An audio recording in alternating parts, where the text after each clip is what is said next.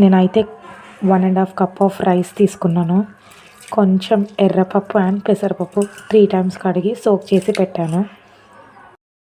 Onion, carrot, beans, tomato, పచ్చిమిర్చి, కరివేపాకు and పుదీనా ఉంది. నా దగ్గర కొత్తిమీర అవైలబుల్గా లేదని 2 అయితే వేస్తున్నాను.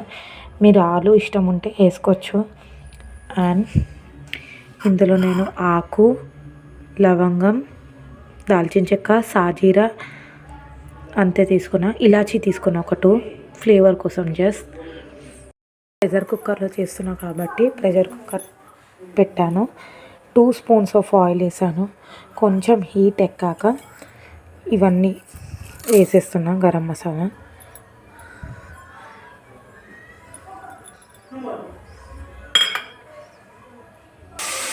నేనైతే అన్నీ ఆయిల్లో వేసేసిన.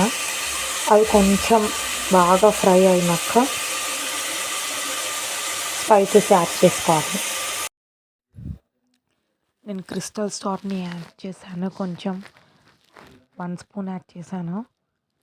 తర్వాత కొంచెం పసుపు కలర్ కోసం అండ్ గార్లిక్ పేస్ట్ వేసాను.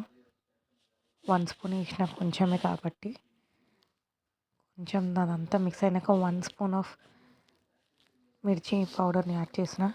అదంతా వేసినాక బాగా మిక్స్ చేసి సోక్ చేసిన రైస్ అండ్ పప్పుల్ని యాడ్ చేసేసిన. అదంతా బాగా మిక్స్ అయ్యాక నేను 1.5 గ్లాస్ ఆఫ్ రైస్ని తీసుకున్నాము కాబట్టి 1 రైస్కి 2 గ్లాసెస్ ఆఫ్ వాటర్ యాడ్ చేసిన అండ్ హాఫ్ గ్లాస్కి 1 గ్లాస్ ఆఫ్ వాటర్ యాడ్ చేసిన. మొత్తం 3 గ్లాసెస్ పోసాను వాటర్. దాని తర్వాత కొంచెం అది బాయిల్ అయ్యే టైంకి తీసుకొచ్చేసి 2 విజిల్స్ పెట్టుకున్నా. అంతే, వేడి వేడిగా khichdi pulao ready. Thank you.